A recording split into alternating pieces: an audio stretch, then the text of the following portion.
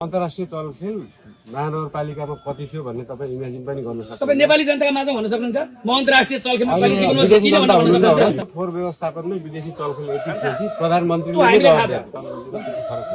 त्यही त भोलि धाउने त त्यसै होला नि त।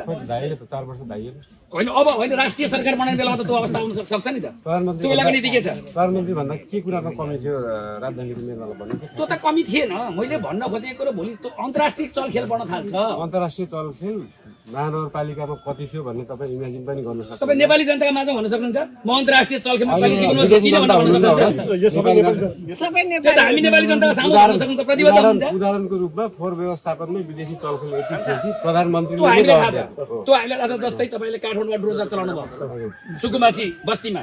छैन चला पक्नुहोस् मलाई। हामीलाई थाहा छ त्यो सुकुम्बासी बस्ती थिएन, त्यो हुकुमबासी बस्ती थियो।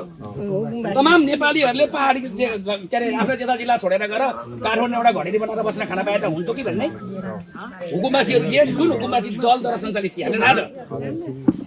दलको उनीहरूको पक्ष लिदिने बिगारिदिने, तपाईँलाई काम गरेर राम्रोसँग दिने, कार्यकारी निर्देशक मान्दा दिएन, भालेलाई अवरोध भएको छ, त्यो पनि हामीलाई थाहा छ। तर अहिले यहाँ चुनावी नारामा त छ नि त, बालले चाहिँ सुकुम्बासीबाट चलाउँछन् भन्छन्।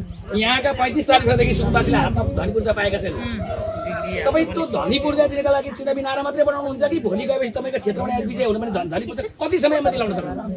यस्तो धनी पूर्जा दिलाउनलाई भूमि आयोगसँग सम्झौता हामी महाराजको मेयरमा जाने 3 महिनाभित्र गरिसकेका थियौँ सम्झौता।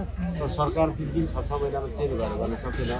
हामीले खोला किनारा भएकोले खोलामा नबस्नु तपाईँहरूलाई बाढीले डुबाउँछ भनेर सारेर अन्त राखेर 6 महिना गएर हामी लजमा राख्नुपर्छ कि खुवाउनुपर्छ कि राख्छौँ। तपाईँहरूको ठ्याक्कै त्यो लगत सङ्कलन गरेर तपाईँहरूले पाउनुपर्छ भनेको चाहिँ हो। सरकार यति चाँडो चेन्ज भयो कि त्यो हुनै सक्दैन।